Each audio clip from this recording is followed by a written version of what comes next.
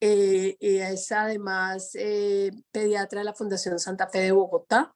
Y hoy nos va a hablar de un tema súper importante y en una forma muy interesante. Y es que vamos a hablar de un siglo de ingenio humano descifrando millones de años de evolución en términos de el virus del papiloma humano. Vamos a hablar sobre el virus del papiloma humano. Doctora Alexandra, es un placer tenerla hoy acá. Antes que nada, tenemos que darle las gracias a nuestro fondo financiador, eh, que en su categoría diamante tiene a PTC y a Pfizer, a los que agradecemos por permitirnos tener estos espacios, y en la categoría oro a Cuarón, Ultragenix y Carnot. La próxima semana vamos a tener un webinar muy interesante hablando de seguridad vial, tema de muchísima actualidad, ya que una carga importante de morbilidad y de mortalidad en nuestros niños, niñas y adolescentes está relacionada con las lesiones sufridas por lo relacionado con todos el sistema de tránsito de la ciudad, las motos, los automotores, los peatones, etc. Así que va a ser un tema muy interesante que vamos a tratar la próxima semana. Damos entonces inicio a nuestro webinar de hoy. Bienvenida, doctora Castaño, a este espacio. Gracias por estar aquí y los micrófonos son tuyos. Bueno, muchísimas gracias. ¿Me indican, por favor, si ahí están viendo bien la pantalla? Perfecto, se ve muy bien. Bueno, perfecto. Bueno, muchas gracias por esta invitación en la que quisiera compartir con ustedes lo que ha sido un poco de, digamos, de reflexión sobre lo que ha sido un siglo de ingenio humano, descifrando millones de años de evolución del virus del papiloma.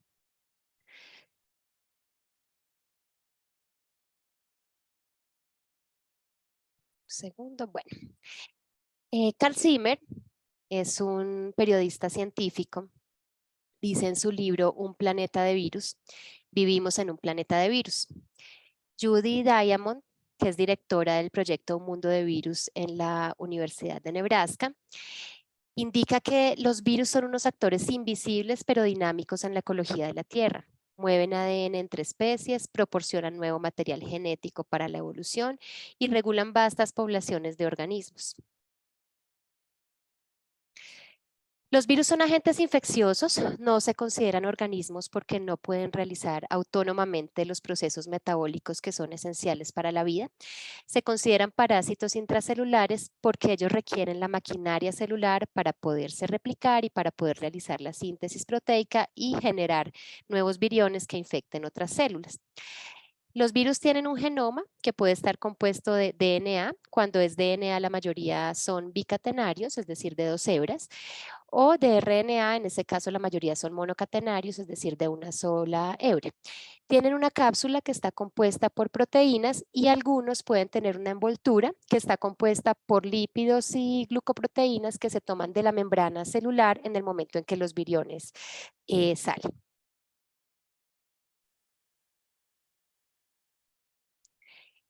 En 1935, esta fue la primera vez que se pudo ver un virus gracias a la llegada del microscopio electrónico.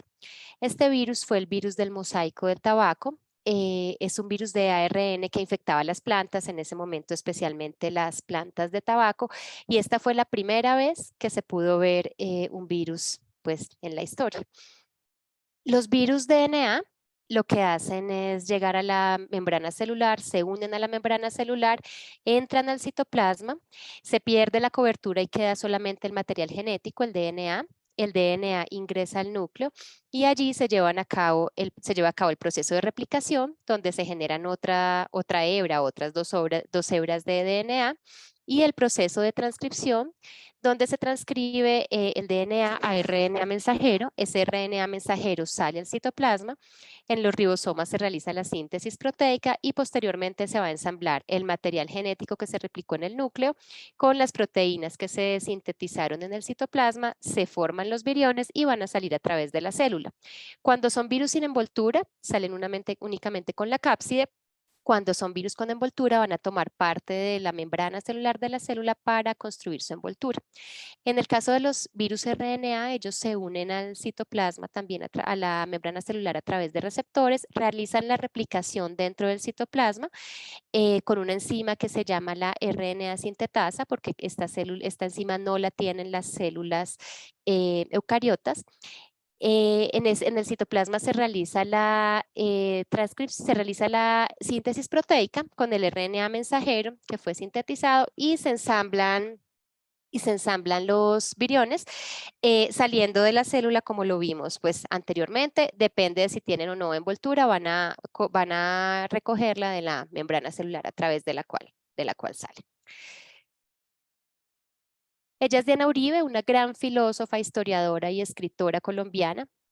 Hay una frase de ella muy bonita que dice: la historia, un tejido de pasiones, sin las emociones humanas resulta letra muerta. Y la ciencia y la medicina no son la excepción a este comentario de Diana Uribe. Realmente todos los descubrimientos, los avances científicos, todo lo que hoy conocemos a nivel de ciencia y de medicina que ha mejorado la calidad de vida de muchas personas, tiene detrás de sí una cantidad de historias, de emociones, de sacrificios, alegría, frustraciones de todos los que han participado en estos avances. Y es por eso que quisiera que hoy recorramos un poco lo que ha sido la historia de todo este descubrimiento del virus del papiloma, tomando como punto de partida, como les dije, en 1935, la primera vez que se pudo ver un virus a través del microscopio electrónico, es como desde donde inicio a contar el tiempo para ese casi siglo que llevamos intentando comprender el virus del papiloma. Carl Sagan fue un astrofísico, presentador de Cosmos, un viaje personal, una serie que inició en 1980. Carl Sagan fue un gran divulgador de ideas científicas a público no especializado, lo hacía de una manera muy sencilla y no exenta de rigor. Carl Sagan fue quien diseñó el calendario cósmico. El calendario cósmico es una escala en la que el tiempo de vida del universo se extrapola a lo que sería un año de calendario para nosotros, los humanos. En este calendario, cada segundo representa 438 años. Vemos entonces en enero el Big Bang, en septiembre el sistema solar, luego nos vamos hasta diciembre donde empieza la vida multicelular y dentro de diciembre tenemos la segunda parte del calendario.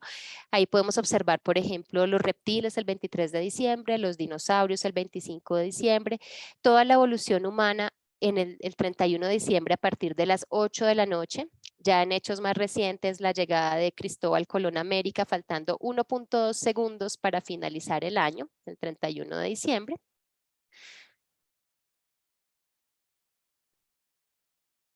Este estudio, origen y evolución de los virus del virus del papiloma, sus genomas y sus oncogenes, fue publicado en el año 2019 por Williamson.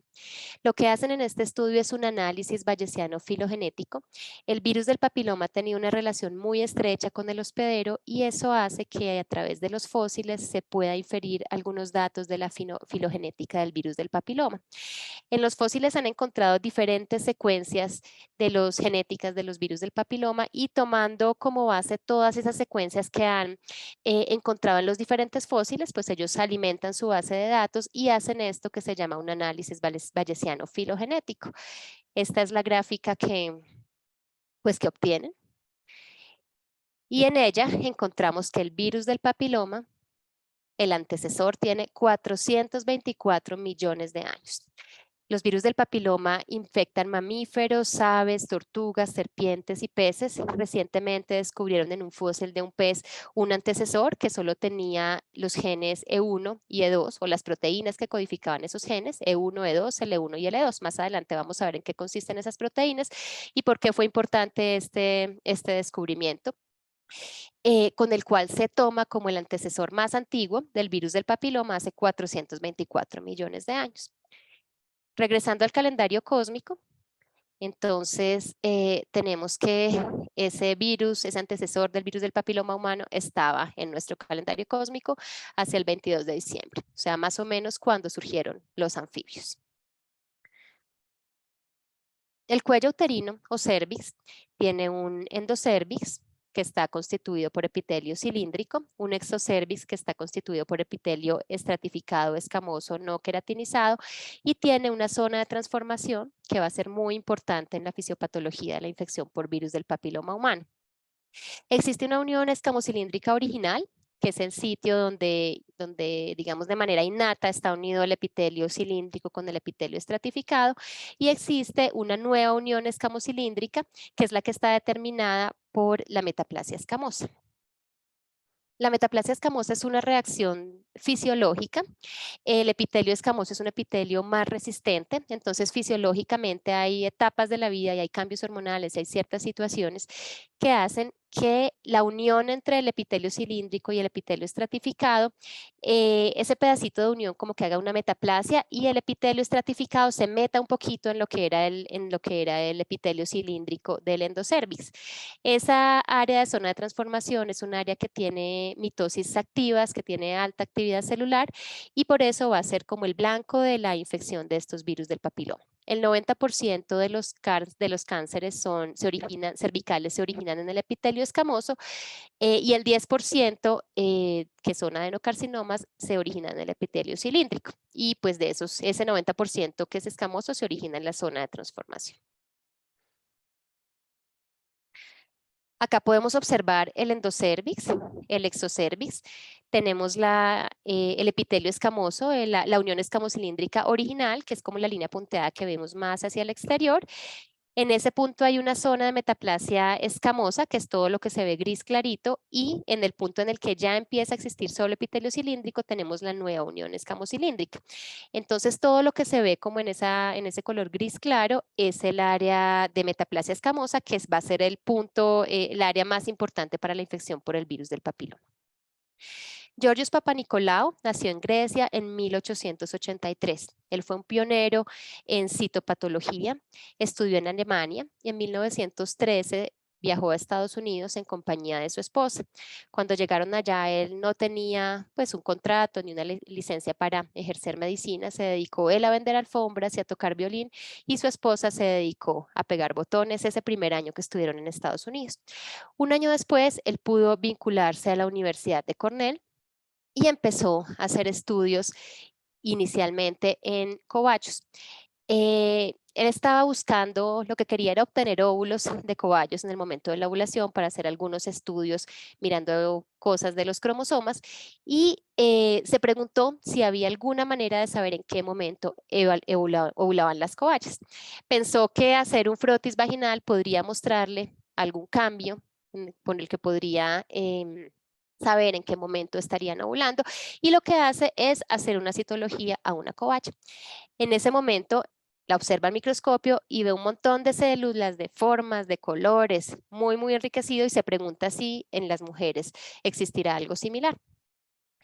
Es así como se va a donde su esposa, a quien él cariñosamente llamaba mi esposa y mi víctima, Andromache Papanikolaou, quien estuvo con él 52 años hasta que él falleció. Entonces lo que hizo fue hacerle una citología a Andromache y encontró que también tenía una gran cantidad de formas celulares, de diferentes colores, de muchas cosas que podían enriquecer su investigación y que podrían hablar de los ciclos de ovulación en las mujeres, pues y también en los animales que él estaba estudiando. Quiere entonces ver si estos hallazgos son similares en otras mujeres, pero él no tenía licencia para ejercer como médico en Estados Unidos. Entonces, una vez más, su esposa le ayuda con su investigación y convence a sus amigas y a sus conocidas de que le permitan a Georgios Papanikolaou hacerles una citología. Y él empieza a acumular evidencia de hacer muchas citologías a muchas mujeres, y en alguna ocasión le realiza una citología a una mujer que tiene cáncer de cervix. Es así como él describe esa observación. Textualmente dijo: la primera observación de células cancerosas en el frotis de cervix fue una de las más estremecedoras experiencias de mi carrera científica. Esta es una citología normal, vemos unas células pues muy regulares de un núcleo muy pequeño con un citoplasma homogéneo, y esta es la manera como se ve ay, no me sale acá la imagen. Ya, acá está. la imagen de una citología de una mujer con cáncer de cervix. Entonces vemos los citoplasmas irregulares, los núcleos mucho más grandes con una relación entre el núcleo y el citoplasma mucho más elevada, con la cromatina condensada, y esto sería algo similar probablemente a lo que él observó en el microscopio. Con eso convocó a varias mujeres que también tenían cáncer de cervix y encontró que todas ellas presentaban hallazgos similares, y muy emocionado presentó en una conferencia estos hallazgos y, distinto a lo que él esperaba, pues tuvo muy poca acogida. La mayoría de personas no les pareció un hallazgo importante. En ese momento el diagnóstico de cáncer de cervix se hacía a través del tacto vaginal y por visión directa, macroscópica. Entonces en ese momento estos hallazgos no tuvieron mucha importancia.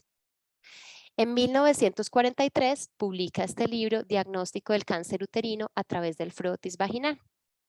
Y más o menos hacia 1960 empieza a tener mayor validez este método y se implementa la citología cérvico-vaginal como un método de tamizaje, empezando sobre todo en los países más desarrollados.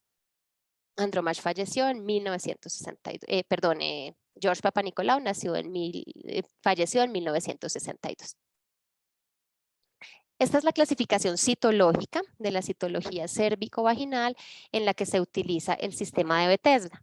Va a haber algunos términos para células escamosas y unos términos para células glandulares. Es importante conocerlos, sobre todo para que veamos cuáles son las lesiones citológicas y más adelante histológicas que se van a considerar lesiones precursoras de cáncer de cervix, que son las lesiones que van a mirar los estudios posteriormente cuando hablemos de vacunación. Entonces, en células escamosas, los términos que tenemos son ASCUS, que son células escamosas atípicas de significado indeterminado, ASC-H, que son células escamosas atípicas en las que no se puede excluir una lesión intraepitelial de alto grado, lesión intraepitelial de bajo grado, lesión intraepitelial de alto grado y carcinoma invasor.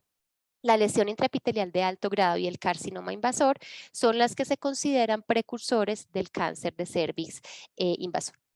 Las células glandulares, en células glandulares tenemos las atipias glandulares, tenemos las atipias de células glandulares a favor de neoplasia o no especificadas, y tenemos el adenocarcinoma in situ y pues el adenocarcinoma invasor. Es decir, las lesiones acá que van a ser las precursoras son las lesiones intraepiteliales de alto grado y el adenocarcinoma in situ. Y ya la lesión establecida, el carcinoma invasor y el adenocarcinoma invasor. Esto es para clasificación de citología cérvico-vaginal. La otra es la clasificación histológica, que es la que se realiza cuando se hace una biopsia de cervix. Y esta es la clasificación de neoplasia intraepitelial cérvico-uterina, también conocida como NIC. Entonces, NIC1, NIC2, NIC3 y carcinoma invasor. Esta clasificación se basa en el porcentaje de epitelio que está comprometido cuando se observa lo obtenido en la biopsia cervical. El 2 y el 3 son las que se consideran precursores del carcinoma invasor de cervix. Los cánceres asociados al virus del papiloma humano en el 2020 fueron 750,000. 80% de estos cánceres son cervicales. De ese 80%, eso representa 600,000 casos del total de cánceres asociados a papiloma y 340,000 muertes en el mundo. El cáncer de cervix es el cuarto cáncer en frecuencia en las mujeres. Tiene una incidencia en el mundo de 13.13 por 100,000 mujeres por año. Como vimos anteriormente, representa 600,000 casos al año y 340,000 muertes cada año. 90% de los cánceres y de las muertes se producen en países de ingresos bajos y medios, y es la primera causa de muerte por cáncer en mujeres en 55 países del mundo. Desafortunadamente, el 60% se diagnostica en estadios avanzados y el estadio está directamente relacionado con la posibilidad de sobrevida. En el estadio 1 la sobrevida es 90%, en el 2 65%, 3 40% y 4 20%. Y estadio 3 y 4 son los que se diagnostican con más frecuencia, con una altísima tasa de mortalidad.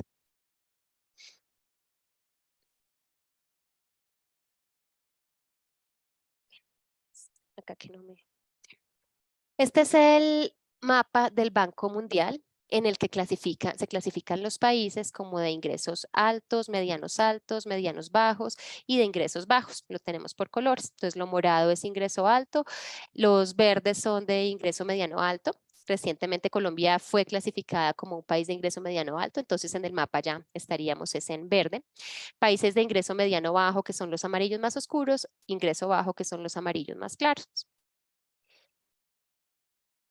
Y tenemos acá en azul, el mapa de la incidencia de cáncer de cérvix. Podemos ver que prácticamente se calca el código de colores, es decir, los países de altos ingresos son los mismos que en el mapa de incidencia y en el mapa de mortalidad, que es el que está en naranja, van a tener menor tasa de incidencia y de mortalidad. Y los países amarillos claros, que son los países más pobres, son los que van a tener mayor tasa de incidencia y mayor tasa de mortalidad. Es prácticamente calcar los mapas cambiando el código de colores. Eso nos muestra que desafortunadamente esta patología es una enfermedad sobre todo de países pobres, de países con bajos recursos, de países donde no se puede implementar de manera adecuada la detección precoz, el tratamiento oportuno y las estrategias de vacunación.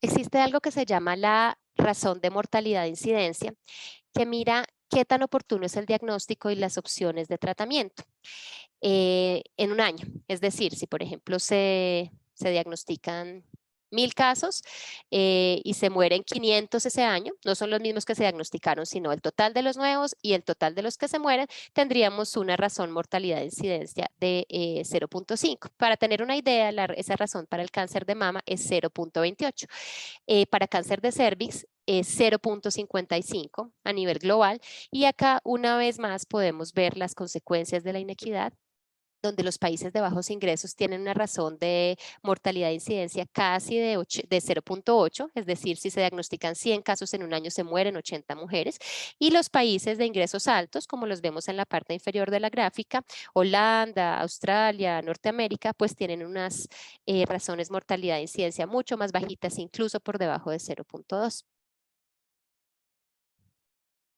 Así se ha comportado la mortalidad de cáncer de cérvix. Recordemos a George Papanicolaou, que gracias a él en 1960 se inician las estrategias de tamizaje de cáncer cervicouterino. Los países desarrollados que podemos ver en la curva, en la parte azul, sobre todo Australia está en verde, Estados Unidos, Finlandia, Dinamarca están en azul. Vemos cómo más o menos a partir de ese momento, de 1960 en adelante, cae drásticamente la tasa de mortalidad de cáncer de cérvix, ello explicado por el tamizaje con citología cervicovaginal y por el tratamiento oportuno. Los países en vía de desarrollo, por lo contrario, como tenemos México en rojo, Costa Rica en rosado, Colombia que está como en gris, tienen un ascenso de la tasa de mortalidad más o menos hasta 1980-85, cuando se implementa de manera sistemática la citología en estos países y empieza a disminuir la tasa de mortalidad, con un incremento que se ha observado en varios de esos países como del 2015 en adelante. Y pues ahora en relación con la pandemia también se han incrementado los casos. En Colombia el cáncer de cérvix es el segundo cáncer más frecuente en mujeres. Es la primera causa de mortalidad por cáncer si se miran solo las mujeres entre 30 y 59 años. Cada año, esto es del 2021, se diagnostican 24.689 mujeres con cáncer de cérvix. Esto fue tomado, como les digo, puntualmente del intervalo del 2021. Viven 24.689 mujeres en Colombia con cáncer de cérvix. En ese año se diagnosticaron 2.050 casos nuevos y de esos eran invasivos 1.562. De esos 1.562, 81% se encontraban en etapa tardía. En Colombia, la incidencia es 15.3 por 100.000 mujeres por año, un poco mayor a la incidencia global que habíamos visto que era 13 por 100.000 mujeres por año. La mediana de edad al diagnóstico son los 46 años. Y las muertes que se presentaron en el año 2021 fueron 1.591. Si fuéramos a mirar la razón incidencia mortalidad, como lo habíamos visto previamente, serían mortalidad de 1.591 con nuevos casos 2050, que eso da una razón más o menos de 0.7, que es muy alta. Cada día 12 mujeres son diagnosticadas con esta enfermedad y 5 colombianas mueren diariamente por este tipo de cáncer. Nubia Muñoz nació en Cali en 1940. Su padre murió de difteria a los 6 años. Ella quedó en ese momento con 5 hermanos en unas condiciones sociales bastante difíciles.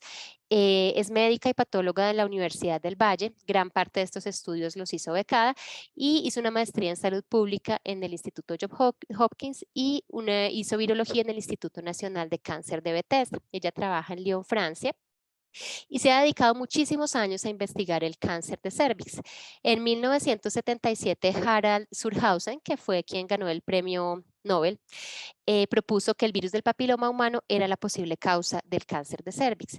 Sin embargo, no existía evidencia fuerte ni estudios grandes para demostrar esta teoría. Entonces ella se dedicó a realizar estudios grandes en muchos países del mundo. Investigó más de 35 países en 30 años. Publicó en 1992 este artículo, la relación causal entre el virus del papiloma humano y el cáncer de cervix invasor. Este estudio lo hizo en Colombia y lo hizo en España. La medida de desenlace que vamos a observar en este estudio es el OR, el odds ratio, que lo que hace es mirar la razón entre las personas enfermas, es decir, que tenían cáncer, expuestas y no expuestas al virus, y la razón en las personas que no estaban enfermas, entre las que habían estado expuestas y las que no habían estado expuestas. Esta es una razón, es decir, el numerador no está incluido en el denominador, a diferencia de las proporciones en las que el numerador sí está incluido en el denominador, que es cuando hablamos de riesgo relativo, que lo veremos más adelante. El odds ratio es una medida de asociación y en general, cuando es 1, quiere decir que no hay diferencia, es decir, el factor de riesgo que estamos mirando pues no parecería tener relación con el desenlace. Cuando es menor a 1 quiere decir que tener ese factor protege, disminuye el riesgo. Cuando es mayor a 1 quiere decir que aumenta el riesgo. Menor a 1.7 se considera positivo, pero pues leve. Hasta 3.5 se considera una pequeña asociación, hasta 6.7 moderada y mayor a 6.7 se considera una asociación grande. Para tener una idea, el odds ratio entre cigarrillo y cáncer de pulmón es 20.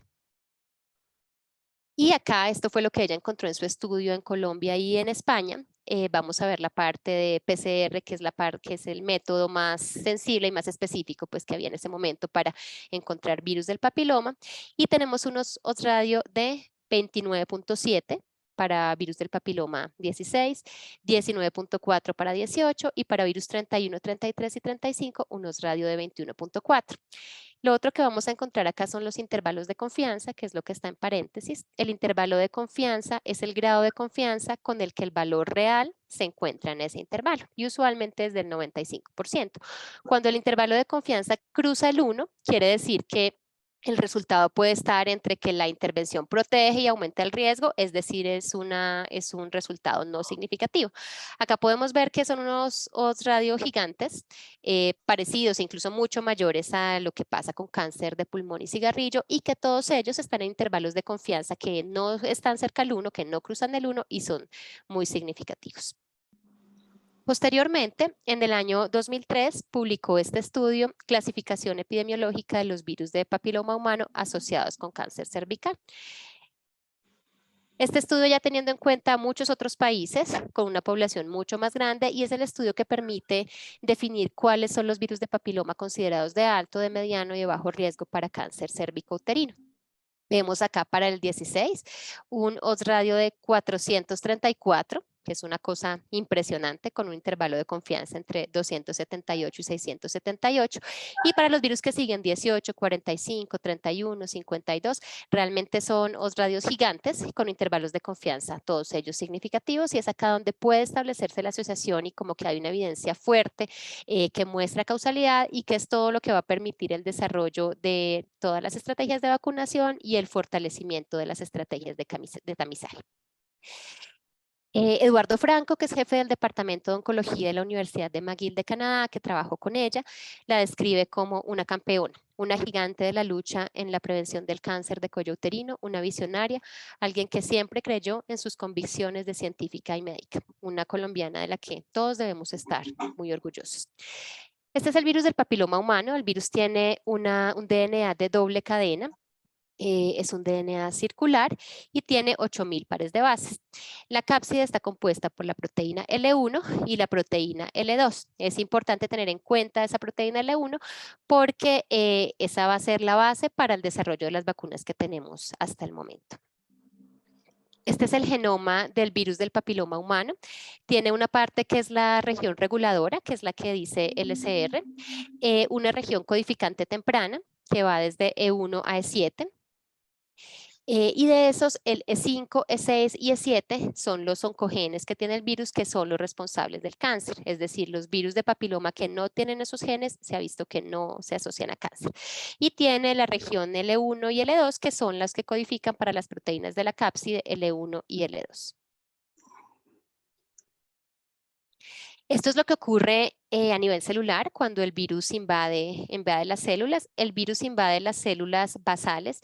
Usualmente cuando hay un mínimo trauma, una mínima escoriación, laceración del epitelio, el virus se mete hasta las células basales. Son células que tienen una alta tasa de diferenciación y de replicación.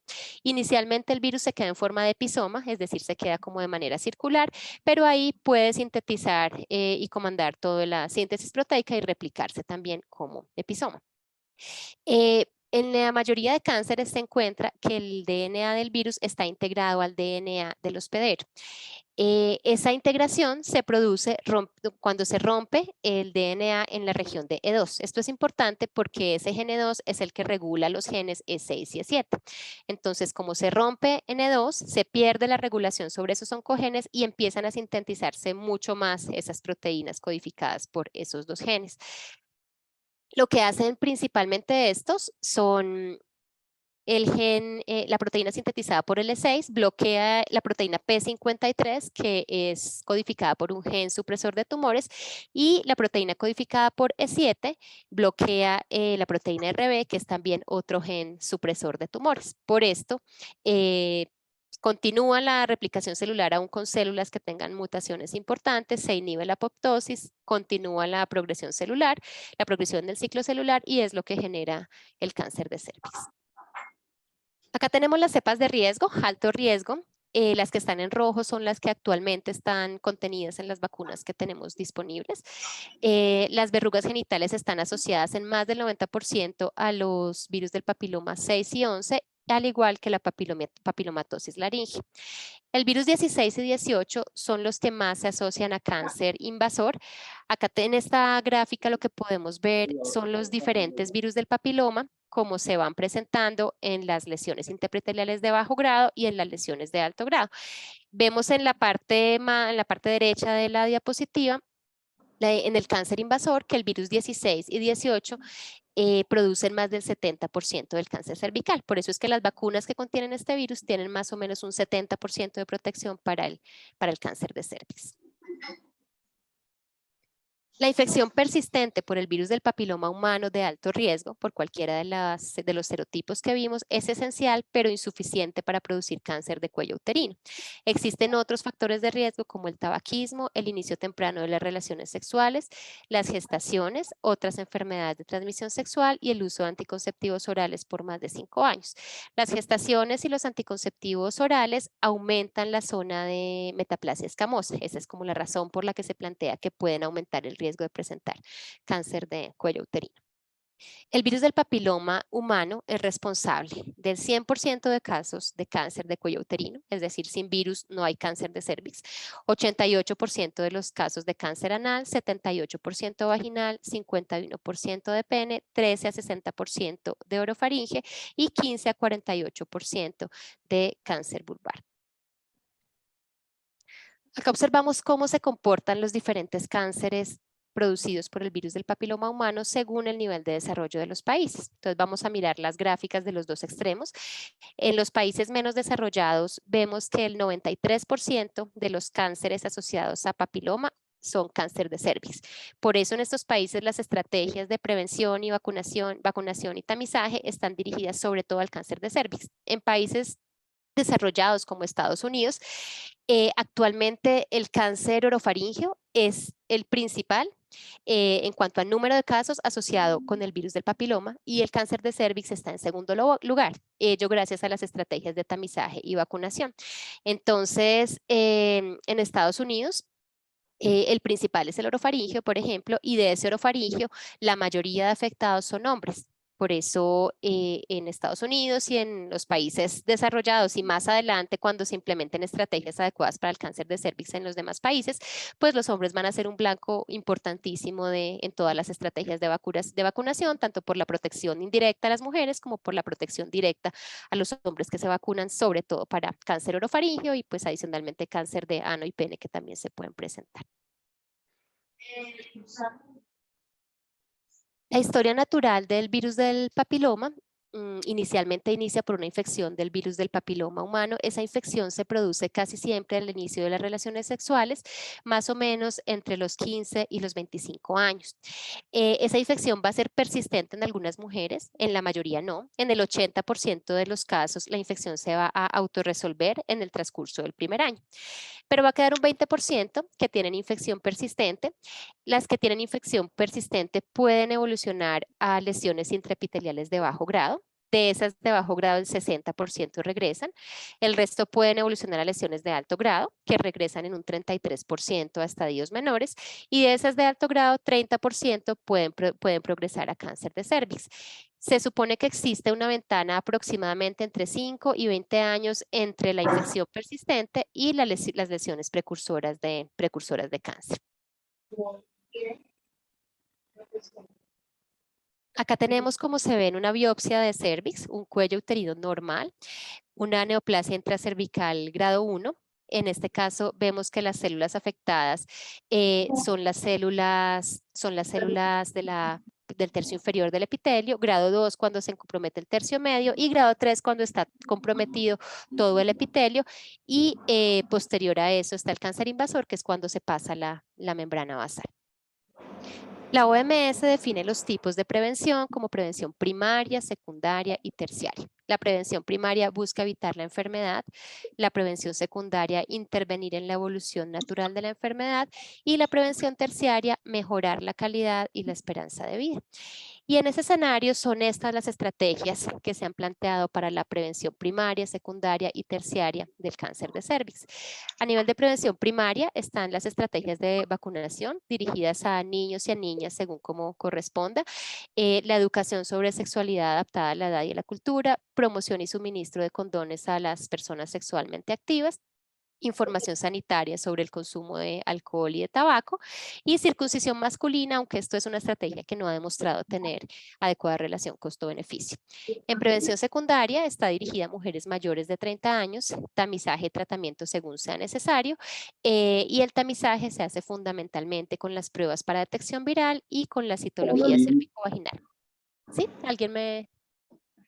¿Alguien habló? ¿Alguien quería preguntar algo? No, es que yo creo que hay un micrófono abierto para que Bueno. Vale, perfecto. En prevención terciaria se refiere al tratamiento por cirugía, radioterapia, quimioterapia y los cuidados paliativos en las mujeres que ya tienen esta enfermedad. Las vacunas para el virus del papiloma son vacunas recombinantes. ¿Qué quiere decir eso? Que se extrae el ADN del virus que codifica para una de las proteínas, en el caso del papiloma es la proteína L1. Ese ADN se extrae, se incorpora en un plásmido bacteriano y ese plásmido bacteriano se va a incorporar a una célula que va a poder hacer la síntesis de esa proteína para la que codificaba el DNA del virus. En este caso, lo más frecuente es que se incorpore en una levadura. Entonces, la levadura va a sintetizar con ese ADN del virus la proteína L1. Se llaman proteínas similares a virus. Y esa proteína L1 es una proteína que se autoensambla, que una vez se sintetiza, como que se ensambla ella solita como si fuera una bolita, una esfera, y es la que va a inyectarse cuando se aplica la vacuna. Esto es muy importante porque existen teorías y creencias sobre si se están inyectando virus, diciendo que esto puede tener pues, efectos secundarios, producir infección, que es que se está aplicando material genético del virus y realmente no es material genético lo que se aplica. Lo que se aplica son proteínas que son sintetizadas por los genes que el virus tiene para codificar la proteína L1. Las vacunas contra el virus de papiloma humano a nivel de anticuerpos han mostrado que en el 97% de las personas a las que se les aplica generan anticuerpos protectores. Estos anticuerpos disminuyen hasta una meseta a los 24 meses. Es una meseta cuyos títulos son protectores y permanecen al menos por 10 años. Más de 10 años, pues no sabemos aún, porque los estudios están en curso, pero ha mostrado por lo menos 10 años de permanencia de sus títulos de anticuerpos. Y se ha visto también que los niveles de anticuerpos con 2 dosis en las personas entre 9 y 14 años son similares a los que se obtienen cuando se aplican 3 dosis a las personas entre 15 y 26 años. Son efectivas en la prevención de las lesiones intraepiteliales de alto grado, lo que se correlacionaría con NIC2 y NIC3 en mujeres entre 15 y 25 años. Son efectivas en mujeres entre 26 y 45 años en el subgrupo del tipo de papiloma. ¿Qué quiere decir? Que son efectivas para virus, por ejemplo, si la vacuna contiene proteínas de virus 16 y 18, son efectivas para disminuir el cáncer asociado a estos dos virus en esa población de 26 a 45 años. En la población entre 15 y 25 son efectivas para esos virus, pero además cuando uno mira el total de infección o de lesiones asociadas a esos virus, sin importar el serotipo, muestra que disminuye también. Previene las lesiones precancerosas anales en hombres entre 16 y 26 años. Existen actualmente 3 vacunas para el virus del papiloma humano. La vacuna bivalente, que fue aprobada en el año 2006, la vacuna cuadrivalente, que fue aprobada en el año 2006, y la vacuna nonavalente, que fue aprobada en el año 2014. Esa parte inicial de la palabra quiere decir cuántos serotipos del virus tiene. La bivalente tiene 2, la cuadrivalente 4 y la nonavalente tiene 9. Esas vacunas se pueden almacenar hasta por 36 meses con una temperatura entre 2 y 8 grados centígrados. Es importante que no se deben congelar porque se dañan y la aplicación se realiza en el músculo deltoides. Se aplican de manera intramuscular 0.5 mililitros de la vacuna. Esta es la vacuna bivalente. Cervarix es el nombre comercial, contiene serotipos de protección, contiene proteína L1 de los serotipos 16 y 18 y se ha visto que disminuye el 70% de lesiones precursoras de cáncer de cervix. Esto, como vimos previamente, se relaciona con que los virus 16 y 18 corresponden al 70% o generan el 70% de los cánceres invasores de cervix. Esta es la vacuna tetravalente. La vacuna tetravalente protege para los serotipos 6 y 11, que son los principales en verrugas genitales y en papilomatosis laringea recurrente, y adicionalmente para el virus 16 y 18. Y disminuye, al igual que la vacuna que vimos previamente, 70% del riesgo de lesiones precursoras y de cáncer invasor. Y la vacuna nonavalente contiene serotipos de virus de papiloma 6, 11, 16, 18, 31, 33, 45, 52 y 58. El 6 y el 11, como vimos, son asociados a verrugas genitales y a papilomatosis laringea, y todos los otros son virus de alto riesgo para el desarrollo de cáncer cérvico-uterino. Lo que se ha visto con los análisis que se han hecho y con los estudios que hay hasta ahora es que disminuye el riesgo entre 89 y 90% de cáncer de cervix. Quedaría un 10% adicional que se explica pues por todos los otros virus de alto riesgo que no están aún contenidos en las vacunas. En el año 2020, Cochrane hizo una revisión de la vacunación contra el virus del papiloma para prevenir el cáncer de cervix y sus precursores. Esto es una revisión sistemática con un metaanálisis. El metaanálisis es el tipo de estudio que ocupa el escalón más elevado en la medicina basada de la evidencia, porque es un estudio integrativo. Se hace una búsqueda sistemática y estructurada, incluyendo estudios primarios que deben ser de una muy buena calidad, y eso lo que hace es, sumando todos los participantes de esos estudios, pues obtener un tamaño de muestra mucho mayor que puede generar resultados más precisos, más conclusivos, y el resultado final pues usualmente es estadísticamente significativo y preciso. El objetivo de este estudio fue evaluar la efectividad y la seguridad de las vacunas para virus del papiloma contra lesiones premalignas cervicales e infección por virus del papiloma 16 y 18 en adolescentes y mujeres jóvenes. Esto es solamente en mujeres. Realizaron una búsqueda encontrando 1.797 estudios clínicos aleatorizados. Seleccionaron 26 estudios con una población de 73.428 mujeres. La mayoría eran menores de 26 años. Había 3 estudios que tenían mujeres entre 25 y 45 años. Y hicieron un análisis de subgrupos mirando como la efectividad de la vacuna según la edad, según el número de dosis, según el estado basal del papiloma. Eso quiere decir que hacían la prueba para detección viral y miraban si la mujer ya tenía infección o no tenía infección por el virus del papiloma. Miraban hacían el análisis dependiendo del genotipo viral.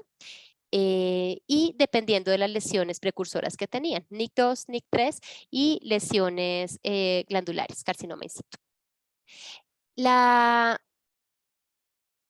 El resultado que se mira acá es un desenlace subrogado. Es decir, el desenlace subrogado son las lesiones precursoras de cáncer de cervix, porque el desenlace de cáncer de cervix, pues vimos que el tiempo entre una infección y el desarrollo del cáncer usualmente es entre 10 y 20 años. Entonces, por el tiempo que llevan las vacunas, pues no hay posibilidad todavía de hacer estudios a 20 años para saber la efectividad. Entonces, un desenlace subrogado es un desenlace que está en el proceso fisiopatológico, en el camino del desenlace de interés, pero que tiene una importantísima asociación con el desenlace de interés y por eso se puede utilizar, digamos, para predecir el desenlace y para mirar la efectividad de la intervención. Ese desenlace subrogado está aceptado por la Organización Mundial de la Salud.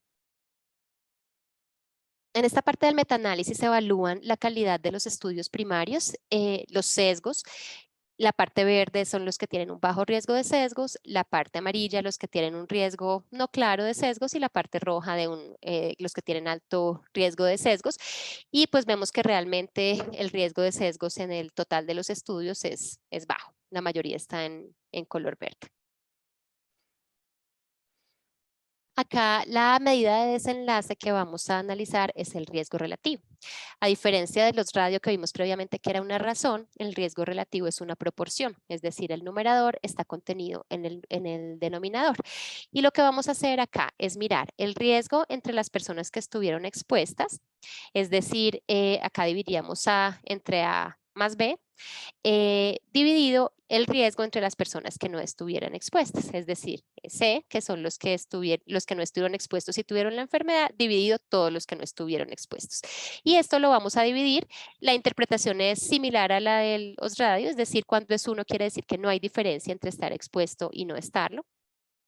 En este caso la intervención es la vacuna.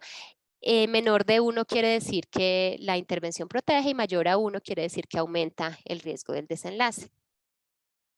Otra cosa importante es la reducción del riesgo relativo. Lo que hacemos para saber esa medida de reducción del riesgo relativo es restar 1 menos el riesgo relativo y eso nos va a dar el porcentaje de enfermedad o el porcentaje de la condición que se previene con la estrategia de intervención que estamos analizando.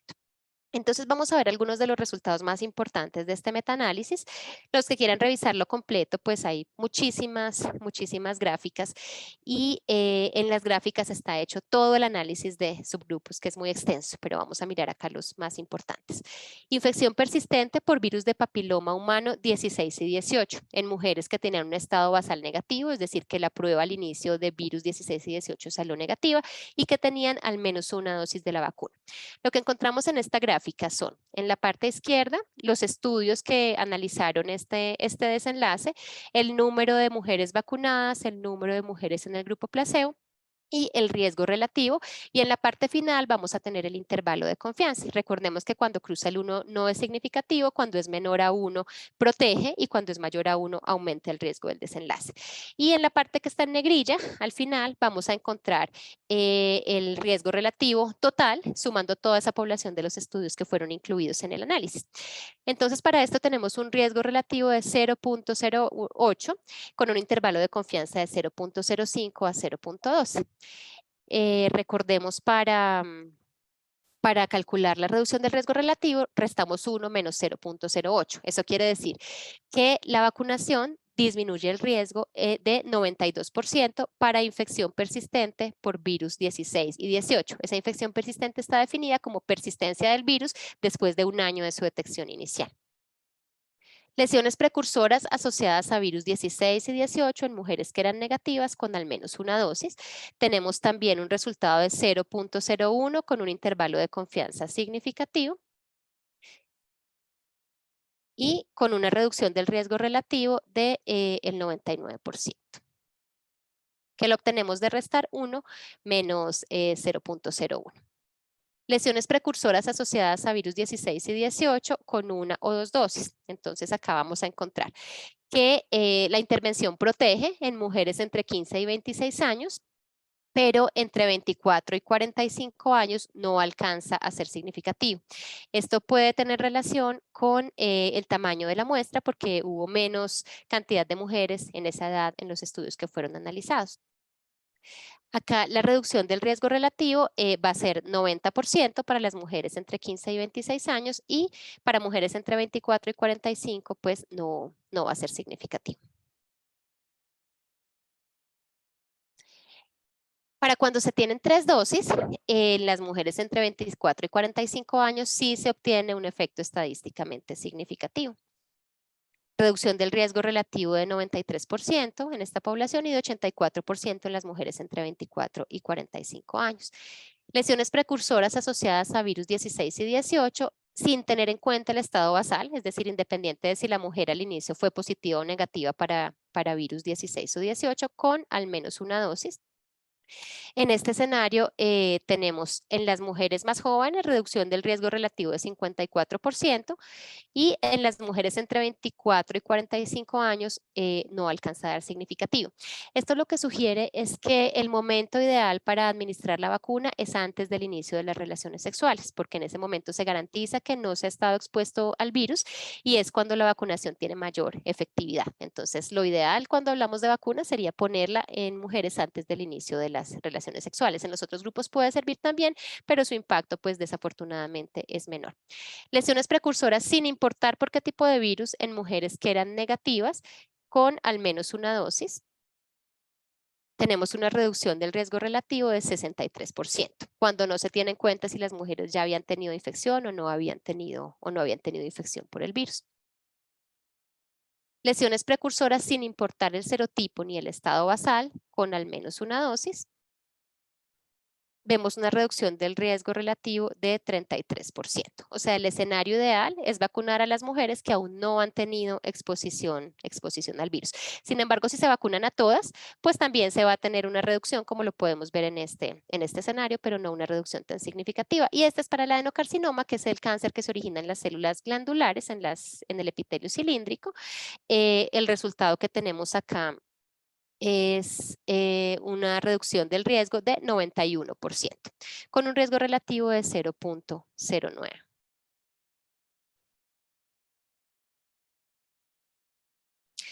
Esta gráfica que casi no se alcanza a ver, lo que muestra es los efectos adversos. Entonces, en efectos adversos, realmente lo que encontramos, acordémonos que cuando esta rayita que tenemos vertical es el 1 en riesgo relativo, acordémonos que cuando cruza el 1 no hay evidencia de que exista asociación, es decir, los efectos no son significativos y lo que encontramos es que todos los efectos secundarios que se miraron en los diferentes estudios pues cruzan el 1 y no hay evidencia de que haya efectos secundarios importantes o graves, significativos.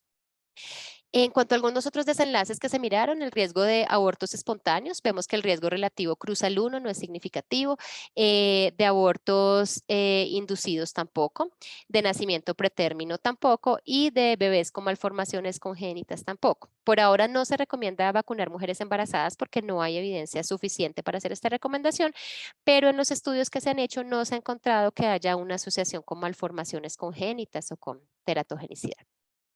Lo que concluye esta revisión es que las vacunas son efectivas reduciendo el riesgo de lesiones precancerosas asociadas a virus 16 y 18, lo reducen de 164 en 10.000 si nadie se vacunara a 2 en 10.000 cuando las mujeres se vacunan. Es una reducción muy significativa. Reducción de cualquier lesión precancerosa sin tener en cuenta qué virus fue, de 287 a 106 por 10.000 mujeres, que se reducen más de la mitad. En cuanto a seguridad, el riesgo de eventos adversos es similar, de eventos adversos importantes en las que estaban en el grupo placebo y las que estaban en el grupo de intervención. No aumentan el riesgo de aborto, no hay evidencia aún sobre malformaciones congénitas. Y lo que concluyen es que hay evidencia de alta calidad sobre la efectividad de las vacunas contra virus del papiloma humano para prevenir lesiones precancerosas en adolescentes y mujeres hasta los 26 años de edad. Las vacunas no aumentan el riesgo de eventos serios o de abortos. Esto lo tenemos para la vacuna bivalente y para la vacuna cuadrivalente. ¿Alguien levantó la mano? Sí, doctora, qué pena. Sí. Es que a mí me queda una duda todavía en la vacunación para los hombres, para los niños. Sí. Pues, o sea, si se supone que el De- virus, más adelante su merced va a aclarar. Sí, más Sí. adelante vamos a hablar de la vacunación de género neutro, que es vacunar mujeres y hombres también. Sí, Bueno, listo, ya entonces no. ahorita. Listo. Ok. Bueno, este estudio fue publicado en Lancet en el año 2017. Eh, lo que tenemos previamente era para vacuna bivalente y cuadrivalente. Posteriormente surgió la vacuna nonavalente. Cuando hay una intervención que ha probado su eficacia, lo que es éticamente correcto es evaluar una nueva intervención comparada con esa intervención que ya mostró eficacia, no con placebo, como se hizo en los estudios antes de que existiera vacuna. Entonces, cuando surge la vacuna nonavalente, lo que hacen es compararla con la vacuna, en este caso con la cuadrivalente, que era la que ya tenía eficacia demostrada. Y este fue el estudio que se publicó como el estudio más grande que encontré en cuanto a comparaciones para mirar efectividad. Fue un estudio aleatorizado, doblemente enmascarado, que se hizo en 18 países, con mujeres entre 16 y 26 años, sanas, que no tenían historia de citología anormal, que habían tenido menos de 4 compañeros sexuales y se aplicaron 3 dosis en un intervalo de 6 meses. Los desenlaces que se midieron fue NIC2, NIC3, adenocarcinoma in situ, es decir, lesiones precursoras, carcinoma invasor por los virus 31, 33, 45, 52 y 58, que son los virus adicionales que tiene la vacuna nonavalente a la cuadrivalente, y adicionalmente se hizo un estudio de no inferioridad para los virus 16, 18, 6 y 11. Es decir, esa parte de no inferioridad buscaba ver que la vacuna fuera al menos tan efectiva como la cuadrivalente para esos virus que ya estaban contenidos en esa, y se buscó evaluar adicionalmente la protección para los otros virus nuevos. Se midieron también los anticuerpos hasta 5 años para ver si estaban en un nivel de protección, y esa medida de anticuerpos se llevó a cabo hasta los 5 años después de administrar las dosis. Estos son los resultados de los principales desenlaces que miraron. A los 6 meses, a los 12 meses, la infección persistente. Lo que tenemos entonces es en la parte inicial la vacuna nonavalente, tenía una población de 7.099 este grupo, que fue el grupo de intervención, 7.105 el de la vacuna cuadrivalente, que fue el grupo que estaba pues en la intervención de control, en este caso esta vacuna, y la reducción del riesgo. Para los virus 6, 11, 16 y 18 hay una reducción del 28.5%.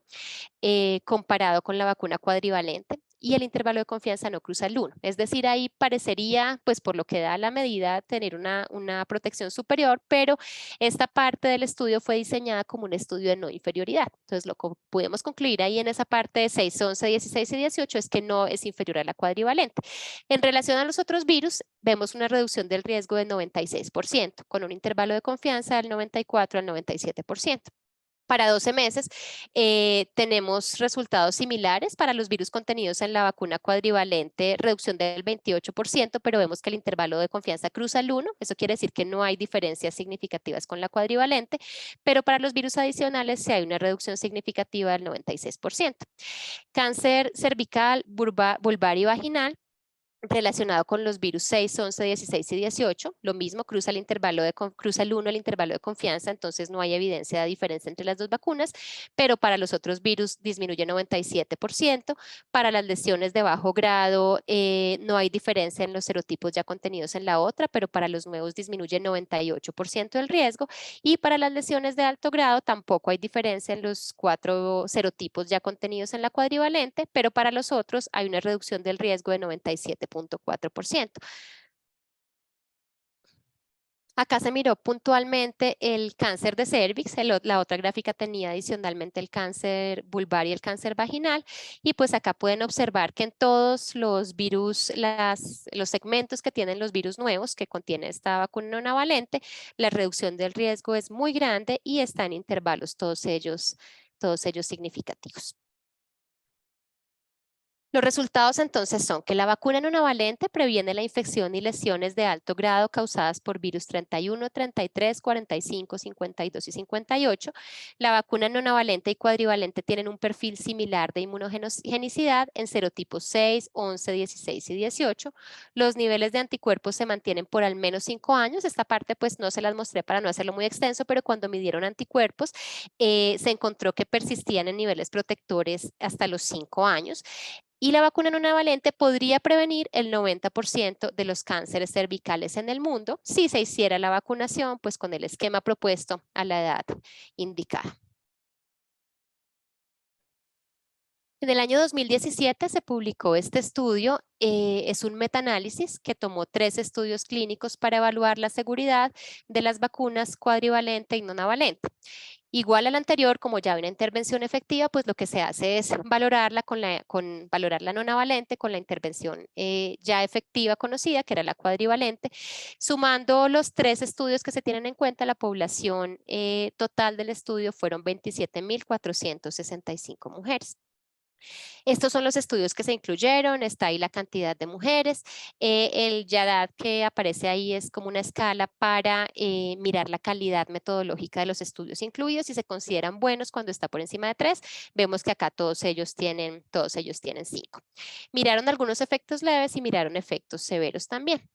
En los leves se encuentran que el prurito puede ser mayor con la vacuna nonavalente, 1.44, es decir, hay un 44% más de riesgo de tener prurito y el intervalo de confianza es significativo. Entonces, sí hay más prurito, sí hay más síntomas gastrointestinales, diarrea principalmente, 1.72 y el intervalo es significativo.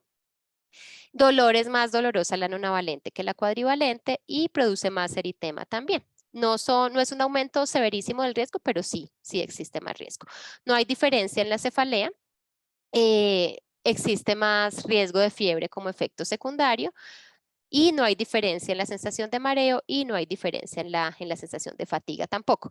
Los efectos adversos severos no mostraron diferencia significativa entre la cuadrivalente y la nonavalente. Y pues habíamos visto previamente que cuando comparaban la cuadrivalente con placebo, no había un riesgo aumentado de eventos severos cuando se comparaba con placebo. Entonces con esto digamos que podríamos inferir que ambas vacunas son muy seguras si se compararan con el placebo que pues se hizo solamente en la cuadrivalente por las razones éticas descritas.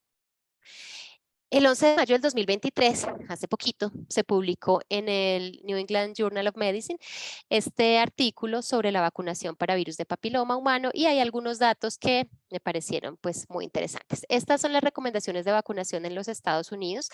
Ellos vacunan idealmente entre 11 y 12 años a hombres y a mujeres, se puede comenzar desde los 9 años, pero rutinariamente lo hacen entre los 11 y los 12. Se hace un catch-up, es decir, se vacunan las mujeres que aún no han estado vacunadas en edad entre 13 y 26 años y las mujeres y hombres, perdón. Y entre 27 y 45 años es una decisión clínica que se toma entre el médico y el paciente. Y esto es lo que ha pasado en Estados Unidos con las tasas de vacunación. En el 2006 inició la vacunación y tenemos los datos hasta el 2021. Entonces, para el 2021, aproximadamente más del 80% de las mujeres tenían al menos una dosis. Y más del 75% de los hombres tenían al menos una dosis. La parte de 3 dosis que vemos en la parte inferior está llevada hasta el año 2015 porque a partir del año 2016 se cambió el esquema y se aplican solamente 2 dosis. Y pues en ese momento tenían como un 30-40% de cobertura. Y la parte de vacunación a la fecha es la parte del catch-up que hacen en mujeres que están en edad hasta los 26 años, que no fueron vacunadas entre los 11 y 12 años, y también vemos que las tasas son cercanas al 60%.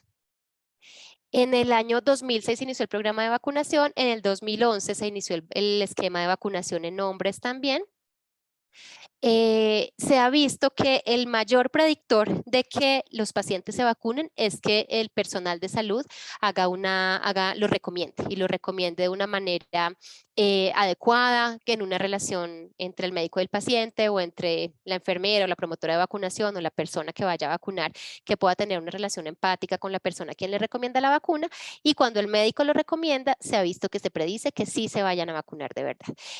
Lo que sugieren es promocionar esta vacuna como una vacuna para el cáncer. No hacer énfasis en que es una vacuna para prevenir una enfermedad de transmisión sexual, porque las enfermedades de transmisión sexual tienen un estigma social importante y cuando se promociona de esta manera, muchas veces no tiene buena aceptación. Y lo otro que ha mostrado que sirve para aumentar la tasa de vacunación es recomendarla junto con otras inmunizaciones que puedan hacerse a esa edad. Después de 12 años de inicio del programa de vacunación, lo que encuentran, pues tomado desde el momento en el que se empezó a vacunar hombres también, es que existe una disminución en la prevalencia de la infección por los serotipos de la vacuna para personas entre 14 y 19 años de 88%, bajó el 88%, y entre 20 y 24 años bajó el 81%, y existe una disminución de verrugas genitales y papilomatosis laríngea recurrente. Si vemos el porcentaje de reducción, pues es incluso mayor a la cantidad de población que está vacunada, y eso se explica por el efecto de rebaño, es decir, como el virus circula menos entre la población porque hay más personas vacunadas, pues las personas que no están vacunadas se benefician de eso también porque tienen menos exposición a los virus. Entre el 2008 y 2009, comparado con el intervalo entre 2015 y 2016, se mostró una disminución de lesiones precursoras, es decir, lesiones precancerosas por virus 16 y 18, del 77% en la población entre 20 y 24 años. En la población más joven no se mira eso porque no ha pasado la ventana para que después de la infección persistente se produzcan las lesiones precursoras. En el 2020, la Organización Mundial de la Salud plantea la estrategia global para acelerar la eliminación del cáncer de cuello uterino como problema de salud pública. Esta estrategia se plantea teniendo en cuenta que el cáncer cervicouterino tiene un gran impacto. A diferencia de la mayoría de cánceres, tiene una causa prevenible, tiene una fase preclínica asintomática que se puede detectar, y cuando se trata esa fase preclínica, el tratamiento es efectivo para evitar que se presente el cáncer cervicouterino. Lo otro que motiva esta estrategia planteada por la OMS es que se hizo una proyección de qué pasaría si seguimos como vamos, y encontraron que sin cambios en la prevención, el tamizaje y el tratamiento, pasaríamos de las muertes al año que tenemos actualmente, que son aproximadamente 340.000 a 1.300.000 muertes anuales en el año 2069. La población blanco actual de la vacuna está cubierta solamente en un 30%, es decir, las personas que viven en países donde se tiene acceso a la vacuna, en la población blanco solamente constituyen el 30%. Hay un 70% de la población blanco que vive en países donde no hay acceso a la vacunación. Y la cobertura real en este 30% de personas que podrían vacunarse es solamente del 12%. El 60% de los cánceres ocurren en países sin vacunación y hay dificultades importantes con la vacuna, como son su costo, la refrigeración, la desinformación y todas las barreras culturales que se oponen a la vacunación para el virus del papiloma. En el año 2022, la vacuna está incluida en 144 países y existe una cobertura global del 55% en la primera dosis. En países de altos ingresos, esta cobertura llega al 80%, y en los países de bajos ingresos que tienen la vacunación dentro de su esquema nacional de vacunación solamente alcanza el 30% en la mayoría de ellos. La meta es reducir la incidencia de cáncer de cervix a menos de 4 por 100.000 habitantes, por 100.000 mujeres por año en el año 2098. Lo ideal sería incluirla en todos los países del mundo, en 190 países en el año 2030, y con eso, si esa estrategia se lograra implementar, se prevendrían 13 millones de muertes en los próximos 50 años. La estrategia se llama 90-70-90. Eso quiere decir vacunar al 90% de las mujeres, hablo de mujeres acá porque estamos hablando puntualmente de cáncer de cervix, vacunar al 90% de las mujeres en la edad indicada, realizar tamizaje de manera adecuada al 70% de las mujeres y tratar 90% de las mujeres que tengan alguna lesión precursora o que tengan cáncer cervicouterino. Las recomendaciones de la Asociación Americana de Pediatría y del CDC son vacunación rutinaria para mujeres y hombres, iniciar entre los 9 y los 12 años, realizar captación de las personas que no han sido vacunadas hasta los 26 años, tomar la decisión clínica compartida entre los 27 y 45 años, es decir, entre el médico y el paciente. Se pueden poner diferentes vacunas. Uno puede tener una dosis inicial de vacuna bivalente y luego tener el refuerzo con vacuna cuadrivalente o nonavalente. No hay que reiniciarlo si se retrasa. Es decir, uno podía tener una vacuna inicial y a los 2 años ponerse la segunda dosis y no hay que reiniciar el esquema. Puede administrarse junto con vacunas vivas o inactivadas, es decir, si en ese momento, en esa visita se van a poner otras vacunas, se pueden poner sin inconveniente y la vacuna debe promocionarse como una vacuna para prevenir el cáncer. Este es entonces el esquema recomendado por estas dos entidades. Para personas antes de los 15 años, hombres y mujeres, aplicar 2 dosis. La segunda debe ser 6 a 12 meses después de la primera y el intervalo mínimo es 5 meses. Es decir, si se aplica a los 4 meses, no se considera un tiempo efectivo y en ese caso sí tendríamos que repetir la segunda dosis. Después de los 15 años, se sugiere aplicar 3 dosis.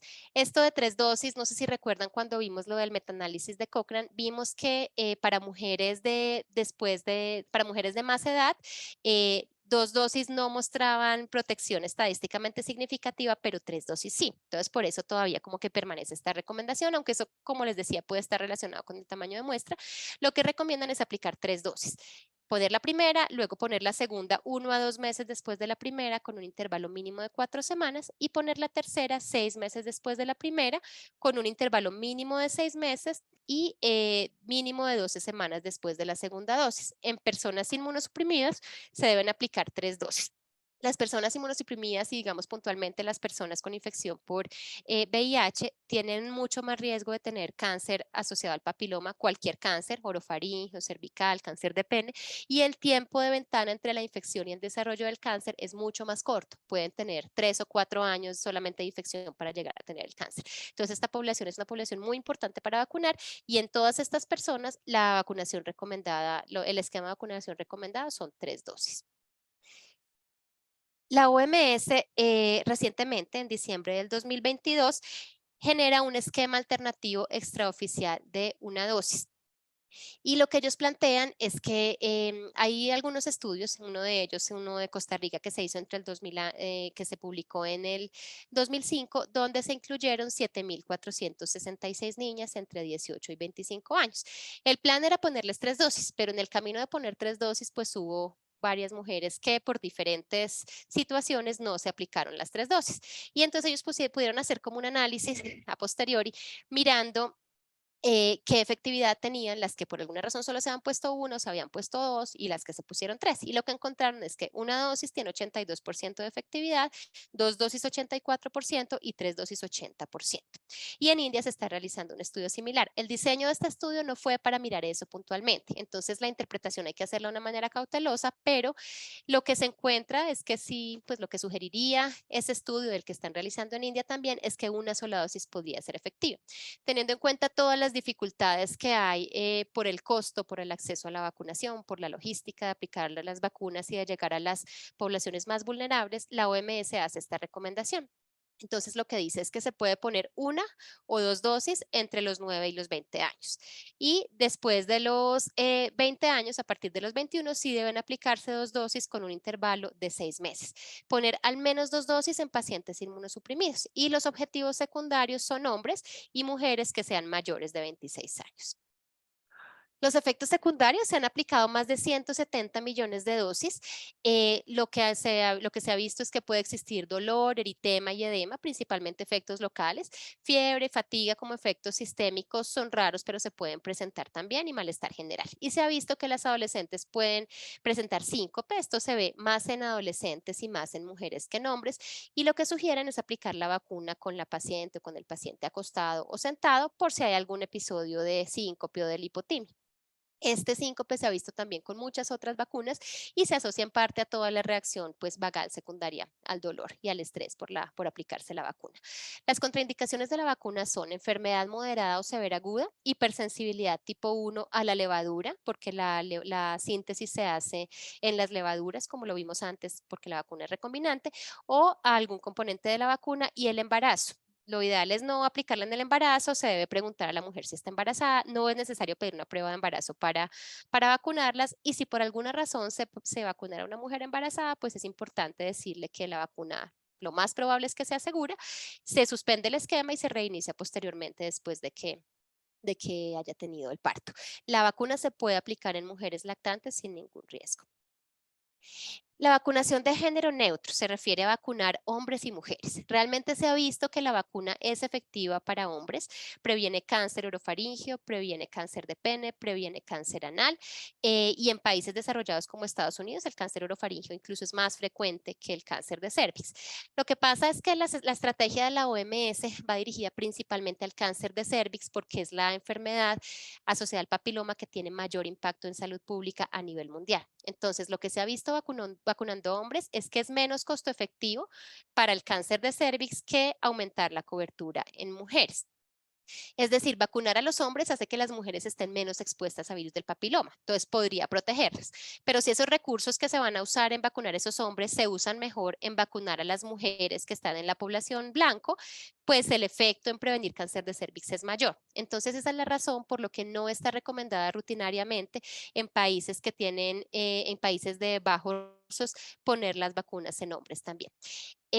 Sin embargo, cuando se suma eso, cuando se suma a mirar lo de cáncer de cervix, el impacto en disminución de cánceres en hombres, pues probablemente sí es una estrategia costo efectiva. Y si fuéramos a mirar solamente el cáncer en hombres, pues es una estrategia costo efectiva. Entonces, digamos que eso está discutido. Hay muchos países en los que se vacunan hombres y mujeres, eso se llama vacunación de género neutro. En Colombia, por el momento, solo está incluida la vacunación para mujeres, pero lo más probable es que con el paso del tiempo se incluya para hombres también. Y pues si un hombre pudiera tener acceso a la vacunación, de manera particular en este escenario, porque ahorita no está cubierta por el POS, pues lo ideal sería que se pudiera aplicar la vacuna porque lo va a proteger, y el momento ideal para aplicarlas también antes del inicio de las relaciones sexuales. La prevención secundaria es el tamizaje, que es detectar la infección por el virus o los cambios antes de que se produzca cáncer. Para esto se utiliza la citología cervicovaginal, que tiene una sensibilidad del 50 al 70%, especificidad del 80%, la citología en base líquida, que tiene una especificidad un poquito mayor, 89%. La ventaja de la citología en base líquida es que con el líquido que tiene como el medio donde se toma, se eliminan algunas células inflamatorias y eritrocitos, entonces la muestra es como de mejor calidad para poderla leer, y adicionalmente las pruebas para detección viral pueden procesarse en esa misma muestra que se toma para citología en base líquida, pero cualquiera de las citologías es aceptable para tamizaje. La inspección visual con ácido acético, que es parecido en cuanto a características operativas a la citología en base líquida. La detección molecular para virus del papiloma de alto riesgo, que tiene una sensibilidad mayor al 90% y un valor predictivo negativo cercano al 100%. Eso quiere decir que si la prueba sale negativa, pues podemos estar casi seguros de que realmente la mujer no tiene esa infección.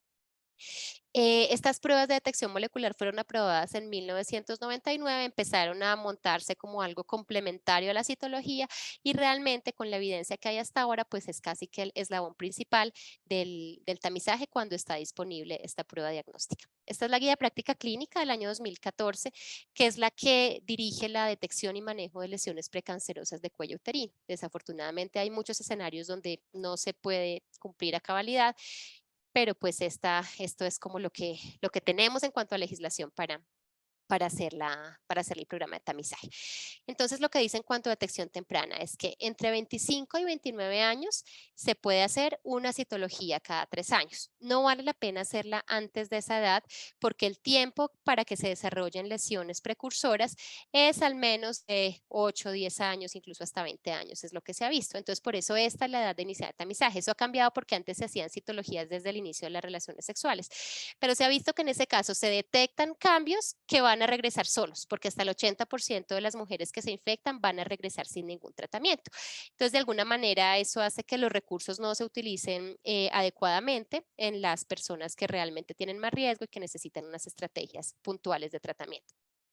Entre los 30 y 65 años se debe realizar una prueba para ADN cada 5 años. Si la prueba sale negativa, se continúa haciendo cada 5 años. Si sale positiva, pues ahí pasa a citología y a colposcopia y a otras estrategias.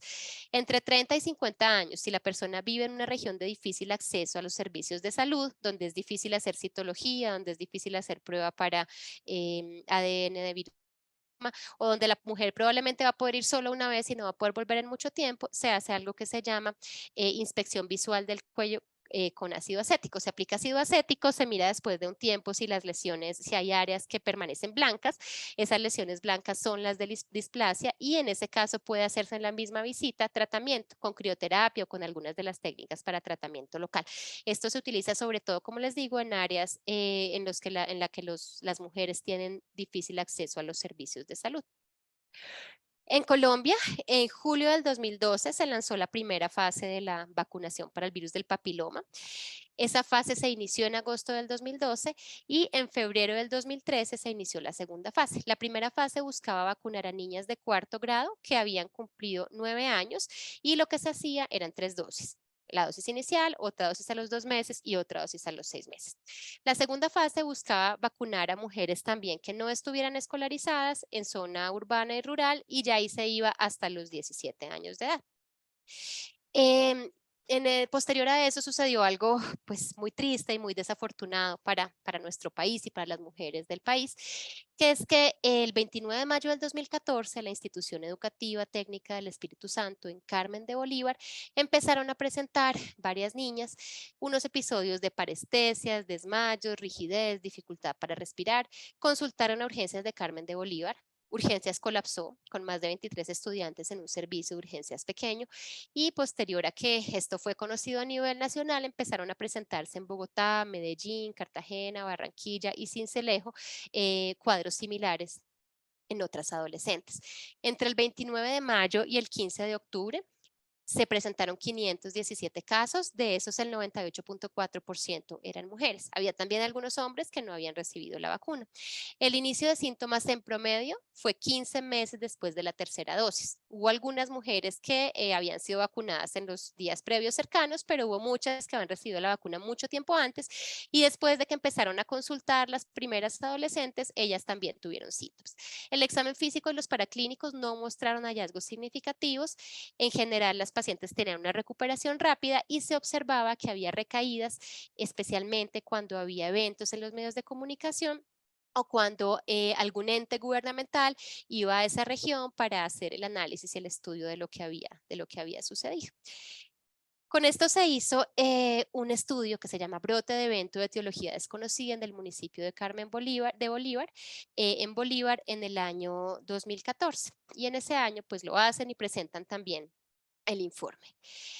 Este es el informe de todas las manifestaciones clínicas que documentaron durante el estudio. Lo que se pudo ver es que muchas de las mujeres no habían tenido la vacuna, como podemos ver, al menos una dosis de la vacuna. Tenemos la columna de los que sí estuvieron vacunados y la columna de los que no habían estado vacunados.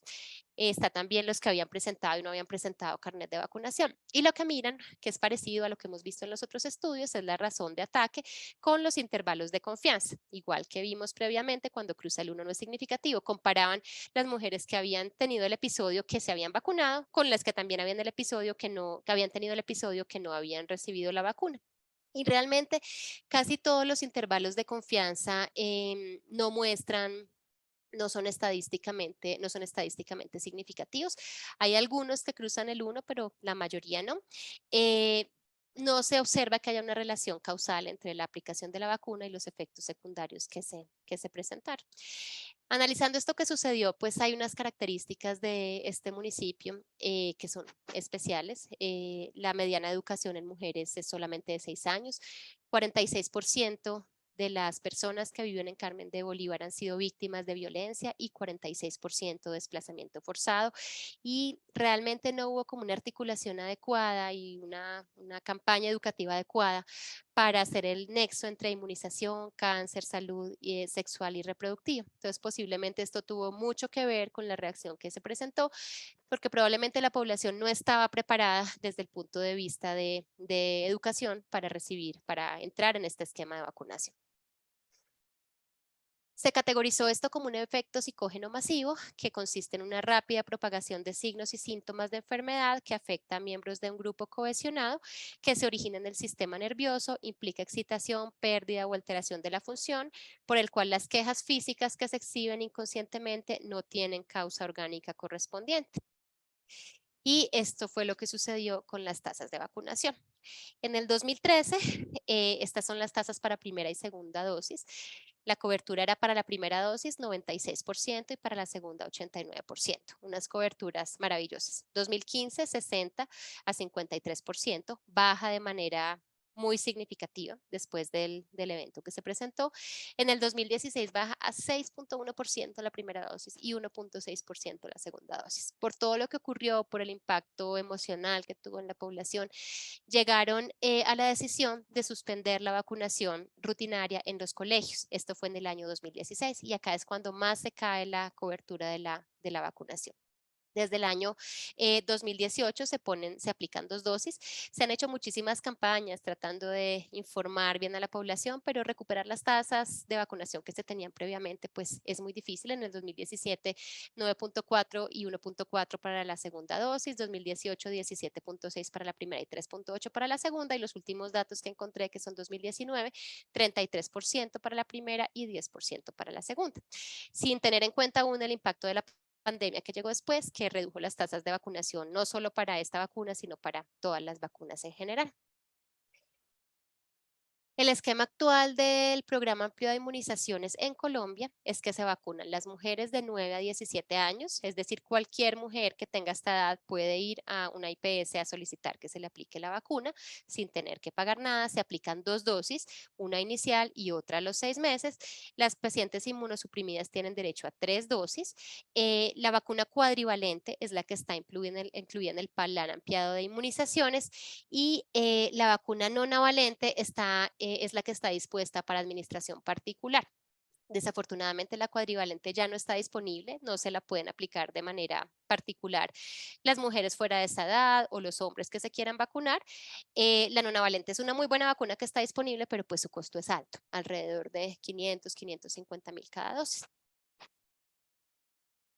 Hay varios estudios en curso para mirar otras áreas relacionadas con la vacunación, como son la duración de la inmunidad de personas con VIH, si de pronto hay que aplicar unos refuerzos posteriores por el estado de inmunosupresión, la efectividad de una sola dosis, que ya está la recomendación que les conté de la OMS, pero aún no tiene una evidencia fuerte. Están los estudios de India que les conté, el estudio de Costa Rica y otros adicionales que están haciendo para mirar esta efectividad. Si la vacunación en displasia cervical en el momento del tratamiento quirúrgico podría disminuir el riesgo de que aparezca nuevamente displasia cervical. Hay algunos estudios muy pequeños donde se ha sugerido eso, que si por ejemplo se reseca la parte del cervix que estaba comprometida y se vacuna en ese momento, es menos probable que se vuelva a infectar, pero son estudios pequeños que todavía no dan resultados conclusivos. Y la prevención de la infección orofaringea persistente por virus del papiloma. Hay estudios en hombres y en mujeres también donde disminuye el cáncer orofaríngeo, pero no hay aún como unas estrategias de tamizaje como se hacen a nivel de cervix, de detección de virus del papiloma para mirar la persistencia o no de la infección. Entonces están haciendo algunos estudios buscando virus del papiloma en la orofaringe y mirando si la vacunación disminuye el riesgo de esas infecciones persistentes por virus del papiloma. El ingenio es la capacidad que tenemos las personas para inventar cosas utilizando la inteligencia, los conocimientos, las habilidades y los medios disponibles. Es irónico que el mismo ingenio humano que ha permitido cosas catastróficas como el desarrollo de bombas nucleares sea el mismo ingenio que permite descubrimientos maravillosos como los que hemos visto hoy para el bien de la humanidad. Entonces quisiera finalizar con una frase de Sarah Saudi, que es ecóloga de enfermedades de la Universidad de Auburn, que fue dicho en el contexto de la pandemia reciente, pero que se aplica a todas esas situaciones en las que trabajando con ingenio de una manera altruista y empática podemos lograr un bien común. Y es esta frase: la cantidad de información que hemos conseguido en un periodo tan breve es increíble. Eso me da esperanzas. Muchas gracias. Si hay dudas, comentarios. Muchísimas gracias. Excelente revisión, excelente cómo nos llevaste desde el origen del virus hace todos esos millones de años hasta lo que conocemos ahorita y lo que hemos podido hacer. el homenaje a la doctora Nubia es una cosa fundamental. Y estaba preparando una charla recientemente y me encontré un artículo de ella que me encantó, está publicado en hpvworld.com, que se llama Vacunación contra el VPH en Colombia, de la pesadilla a un resplandeciente y prometedor amanecer. Y me encantó el título porque muestra como toda la secuencia de lo que pasó y habla del evento desafortunado, ni siquiera nombra, porque ya dicen que no debemos hablar de los eventos, del evento de Carmen de Bolívar, en razón de que cada vez es inspiracional, es como prohibir las izadas de banderas. En los colegios de niñas se llevan 3 o 4 niñas en las izadas de banderas siempre. Entonces, pues realmente es una tristeza lo que pasó y pasamos, y hay otro tema que yo considero que es fundamental, es la importancia de la vacunación escolar y lo que significaba vacunar en los colegios, que lo perdimos, lo recuperamos un poco en COVID después, pero lo perdimos en HPV, que era clave. Y es que la vacunación escolar nos llevó a tener una de las mejores coberturas vacunales de todo el mundo. O sea, tuvimos rápidamente en ese 2012 unas coberturas enormes, importantísimas, y allá hacen ese artículo un cálculo de cuánto, o sea, hace el análisis de que por cada 1000 vacunadas, estaríamos protegiendo para 13 casos nuevos de cáncer de cuello uterino y 6 muertes. Y el análisis que ella hace es que la cobertura inicial que tuvimos para primera y segunda dosis, inclusive que además para segunda dosis era buenísima, que lo que tenemos es una vergüenza, con coberturas vacunales del 88% para las nacidas en esa cohorte del 2003, que fueron las que empezaron con esa vacunación a los 9 años con 3 dosis, estaríamos previniendo 4.300 casos y 1.900 muertes evitadas. Y con la cobertura que tenemos de talla lástima de 11%, aquí habla de 14 de primera dosis y 5 de segunda en el 2016, en la cohorte de las niñas nacidas en el 2007, con una cobertura del 5% efectiva, estaríamos evitando 220 casos. Entonces es una estrategia que depende definitivamente de las coberturas vacunales. Ha demostrado ser una vacuna excepcional, o sea, la experiencia de Australia, por ejemplo, es clave, lleva más de 10 años vacunando hombres y mujeres en edad escolar y pues estamos hablando de erradicación del cáncer de cuello uterino, entonces es realmente una vacuna que es impresionante en términos de la respuesta que nos da y es una tristeza que nuestras niñas se lo estén perdiendo. El último reporte que mostraste está súper accurate y yo encontré una revisión que hicieron en comparación con las tasas efectivas de hepatitis B, que está en un boletín epidemiológico, de las tasas efectivas de hepatitis B que están en el 88%, digamos, y cómo las de H llegan al 11%, y ambas son vacunas para cáncer. Ambas son vacunas que previenen el cáncer. Entonces es una cosa increíble ver cómo estamos desperdiciando una oportunidad de oro. Esperamos que salgan los estudios en Inglaterra de una sola dosis y que la vacuna nonavalente nos provea una posibilidad de vacunar con una sola dosis a los niños naif, niños y niñas para Sí, favorecer ojalá. ese rebaño y tener unas mucho mejores coberturas. Pero lo más importante es que conozcamos el tema, que sepamos del tema y que transmitamos la información correcta, que la información que se dé sea la información que es. Yo quería preguntarte en tu experiencia, eh, ¿cómo hacemos eso? O sea, ¿cómo contrarrestamos y cómo transmitimos la información? Yo pienso que este primer paso de aprender y de oír y de conocer el tema más nos da un poco más de seguridad. Para los que vacunamos es muy fácil. Ahorita nos ha costado un poco de trabajo el cambio a la nueva variante, no porque tenga o sea, porque no sea 10 veces mejor, sino porque el costo es difícil y es Claro. complicado y no es asequible a todas las personas, pero yo he aprendido que transmitir la información bien hace que los papás tomen la decisión de vacunar de todas maneras. Entonces, esa era como la pregunta de cómo transmites tú la información y qué recomendación tienes para estas personas que están aquí, que nos están escuchando, para que logremos como aumentar esa cobertura. Yo creo que es fundamental que siempre preguntemos si los pacientes han estado vacunados o no, si tienen la vacuna, independiente del escenario en el que estemos. Creo que en consulta, en hospitalización, en urgencia, si uno logra tener un momento para preguntar eso, mirar qué miedos, mirar qué temores hoy. Obviamente hay espacios donde que se prestan un poco más para eso, en los que hay un poco más de tiempo y tranquilidad, pero pienso que el primer paso es preguntarlo, porque muchas veces lo pasamos por alto y no lo preguntamos. Creo que es importante según el nivel educativo y la profesión que tengan los papás, acercarnos para, yo creo que algo fundamental desafortunadamente fue lo que ocurrió en Carmen de Bolívar, es todavía como lo que está ahí en la mayoría de personas que no quieren vacunar a sus hijas o a sus hijos. Entonces creo que según el nivel educativo que tengan los papás es importante acercarnos y darles la tranquilidad de que nada de eso tuvo relación con la vacuna, de que es una vacuna que es segura, como decía, como lo recomienda la OMS, que es una vacuna para prevenir el cáncer. Por ejemplo, en personas que de pronto tienen un estrato socioeconómico menor, que no van a comprender mucho este tipo de cosas estadísticas y analíticas, a veces acercarse diciéndoles, por ejemplo, personas famosas que han muerto de cáncer de cuello uterino, por ejemplo, bueno, en el contexto de muchos papás, Rocío Dúrcal la alcanzaron a conocer. Entonces, mostrarles personas que ellos conocen, que habrían podido, si hubieran tenido acceso a la vacuna, vacunarse y no haberse muerto por eso. Creo que es como irnos acercando en todos los espacios que tengamos y sobre todo darles la tranquilidad que nosotros como médicos estamos seguros de que es una vacuna efectiva, de que es una vacuna segura y que lo que van a hacer es prevenir el segundo cáncer más frecuente en sus hijas, que es un regalo, una oportunidad que pueden darles para toda la vida y que están en el momento adecuado para vacunarlas para evitar que les dé cáncer. Quiero darle micrófono a la doctora Janet Jaramillo, que está por ahí, que mandó una pregunta capciosa que ella conoce y tiene que ver con el reinicio de del esquema cuando se ha pasado el tiempo y entonces pues ya quiero que la contestes porque es una pregunta frecuente y es súper importante porque vemos por ahí varias recomendaciones de volver a empezar esquemas y es súper importante conocer la respuesta. Claro. Si el esquema Janet, no hay que reiniciarlo, independiente del tiempo que haya pasado desde la primera o desde la segunda dosis, el esquema no se reinicia, se continúa.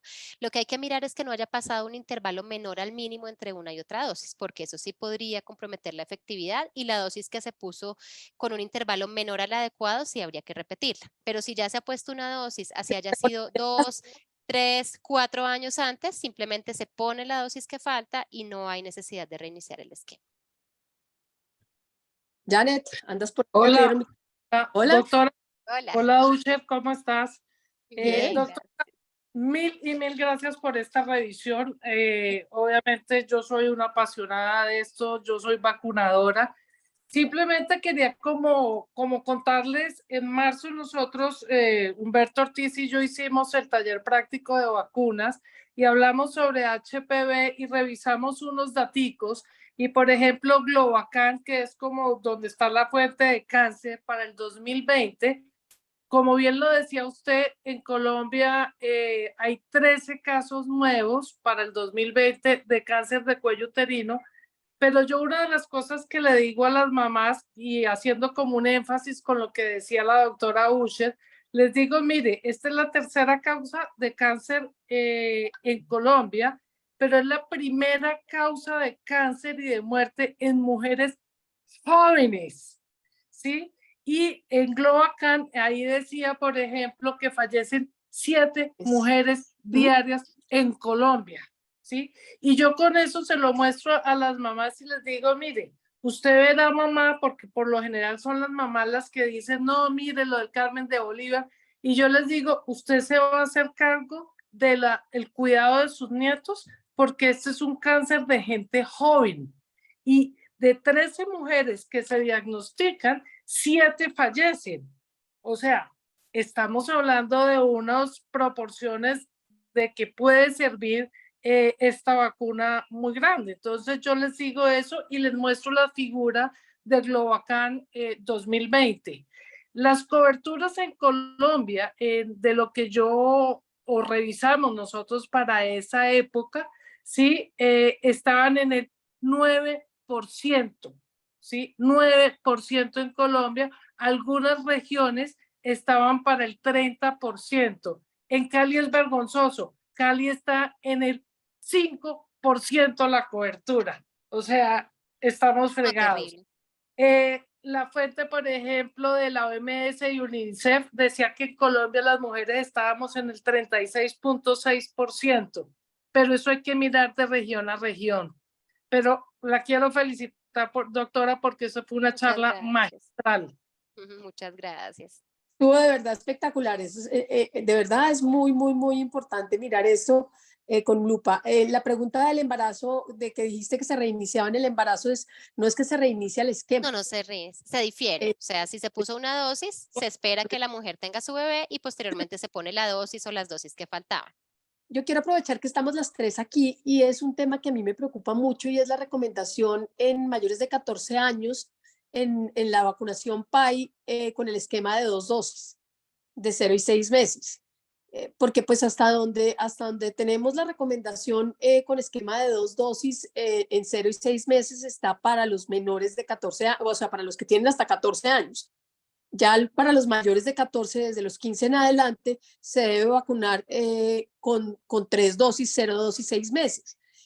Pero nosotros seguimos en el esquema PAI con eso. Entonces, pues lo que yo hago es recomendar la aplicación de la dosis adicional a los 2 meses para mis pacientes, pero es importante que hablemos de ese tema para que la gente sepa por qué es y como el fundamento de la cuestión.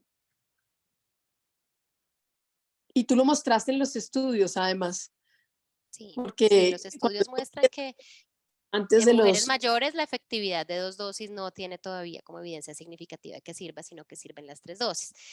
Creo que lo ideal, si ahorita las mujeres mayores de esa edad pueden ponerse la tercera vacuna, pues sería lo ideal. Y pues hay que esperar qué va surgiendo de todos estos estudios nuevos que están haciendo, porque incluso hay algunos que muestran que una dosis podría ser efectiva, entonces pues esto es algo dinámico que va cambiando, pero en el momento mientras tenemos como evidencia suficiente que nos indique que 2 dosis solas después de esa edad o que una sola dosis es efectiva, pues el escenario ideal sería recomendarles a esas mujeres que se pongan, a esos papás que vacunen a sus niñas con la tercera dosis. Hay otra Sí, cosa allí que, por ejemplo, de la Organización Mundial de la Salud sacó en el 2022 que una dosis era suficiente y el SAGE también, que era una dosis suficiente y mostraban, por ejemplo, con la no navalente que una dosis era 100% y el otro era 98.5, 2 dosis 100, pero ahí la cáscara es que la cobertura tiene que estar por encima del 90-95%. exactamente. Esa es la cáscara. El baño te ayuda con el resto. Exactamente. Sí, claro. Entonces, una dosis es chévere siempre y cuando se vacunaran tengamos una todos. cobertura entre el 90 y 95%. Y nosotros estamos años Lejísimos. luz de eso. ¿Listo? Sí. Sí, exacto. No, pues no sé si haya más. Piensa que yo estoy aquí mirando. Tengo una pregunta para los niños hombres. La vacuna recomendada es la nonavalente, pues es la única que está disponible y pues es la que La mejor única protege. disponible, sí. Pues en este momento es la mejor porque Tuvimos, es la que cubre más cepas, pero adicionalmente en Colombia no tenemos opción de poner otra, que sería una buena opción en cuanto al costo, porque de pronto hay personas que no pueden pagar la nonavalente, pero podrían pagar la cuadrivalente y la bivalente, pero la única vacuna que tenemos en este momento para venta, para aplicar particular, es la nonavalente. Entonces esa es la que se podrían aplicar los niños y un y tema los del que no hombres. estábamos hablando de cáncer de cuello uterino es el impacto y la importancia de las verrugas genitales, ¿no? Eso es un tema que también está protegido y está cubierto de manera muy importante con esto y lo que implica tener la protección que tiene en adenovirus, en adenovirus, en adenoma, Adenocarcinoma. carcinoma, en adenovirus está bien, Adenocarcinoma. adenocarcinoma. ¿Por qué? Porque la mortalidad es muchísimo más alta en ese cáncer. Entonces, pues si estamos pensando en que tiene una protección súper importante en esto, pues yo pienso que estamos, o sea, tener la posibilidad de prevenir casi el 90% de los cánceres de cuello uterino con buenas coberturas hace que tengamos que trabajar por esto. Claro, claro. Y previene lo otro, es la prevención de la papilomatosis laringe Eso, recurrente, que es una cosa que no claro, es muy frecuente, pero creo que todos en algún momento hemos visto niños con esta patología que sufren y van a una y otra resección y otra resección. Es una enfermedad como de nunca acabar, que también podría prevenirse si su mamá pudo estar inmunizada con estas vacunas. así es. María Isabel, Hello, ¿estás por ahí? Qué gusto verte. por además levantada hace como una hora. Ah, pero es que yo no estoy mirando las manos levantadas porque estoy aquí conversando lo más chévere con estas niñas. ¿Cómo andas? ¿Tengo la palabra? Sí, claro que sí. Gracias. Pero póngala Eh, de no hacer de verlo, carambas. El doctor Gutiérrez, bienvenido. No sé si aparezca. Bueno, de Sí, todas sí maneras, apareció. no sé si aparecí. Sí. Doctora Alexandra, excelente revisión. Felicitaciones. Muchas gracias. Y me encantaría ver algo similar en relación con infección por clamidia trachomatis. Las dos infecciones de transmisión sexual más frecuentes en los Estados Unidos son pilomavirus y clamidia trachomatis. Piloma se diagnostica relativamente fácil. En el rural vi cantidad de verrugas genitales. En mi consulta de adolescencia y el hospital militar también cantidad de verrugas genitales en hombres y en niñas. Hay que tener mucho cuidado con eso, porque hay verrugas genitales en recién nacidas, sin que eso sea significación de agresión sexual, de ninguna manera. Entonces, tengo algunas preguntas. Sabemos pues la relación de la papilomatosis laringea con BPH y también quería saber la relación de leucoplaquias en la lengua en relación con BPH, con el virus de BPH. ¿Qué información tiene sobre eso? No, doctor, realmente sobre leucoplaquias no tengo información. Encontré lo de prevención de, bueno, a nivel de orofaringe, prevención de carcinoma, pero de leucoplaquias puntualmente no encontré. Ya que buscar y les cuento. Claro. Y de resto tenía que otra cosita, la infección orofaringea persistente, pero me interesa mucho la relación de leucoplaquias de lengua con papiloma. Me parece una pregunta interesante. Bueno, y excelente revisión, la verdad, doctora, les felicito. Y seguimos viendo con mucha frecuencia papilomatosis en adolescentes. Es muy frecuente eso, de manera que a pesar de la vacunación seguimos viendo eso. Vemos que cada vez hay mayor aceptación de la vacunación, pero sigue siendo un problema que no es fácil todavía. Entonces, esos eran mis comentarios, la verdad, y me encantaría que preparara una charlita sobre clamidia trachomatis. Ya quedó la tarea, ¿vio? Muchas gracias. Me encanta verte, María Isabel. Nada, pues darles las gracias a todos. Nos tuviste aquí entretenidos durante casi 2 horas. La verdad es que estuvo súper profunda y excelente la revisión. Para los dudas con respecto a la recomendación en la vacuna, yo pienso que es una responsabilidad que tenemos que asumir todos y tenemos que empezar a subir esas coberturas vacunales del 11%. Además, de hecho, pues todas las demás coberturas vacunales están por el suelo. La semana pasada tuvimos al doctor Iván Felipe hablando del carnet de vacunación y de la importancia y la responsabilidad que tenemos todos en que ese carnet de vacunación se cumpla. Y el papiloma hace parte de de esto que tenemos que garantizar nosotros y que es responsabilidad nuestra. Así que muchas gracias a todos por estar aquí y nos vemos entonces la próxima semana hablando eh, de todo lo que tiene que ver con seguridad vial. Muchas gracias por estar acá nuevamente, Janet, gracias por medírtele acompañarme en los temas de vacunas y a todos los demás un abrazo grandísimo y los esperamos acá en este espacio. Muchas gracias a todos. Un abrazo Chao, para todos. muchas gracias. Chao. Chao.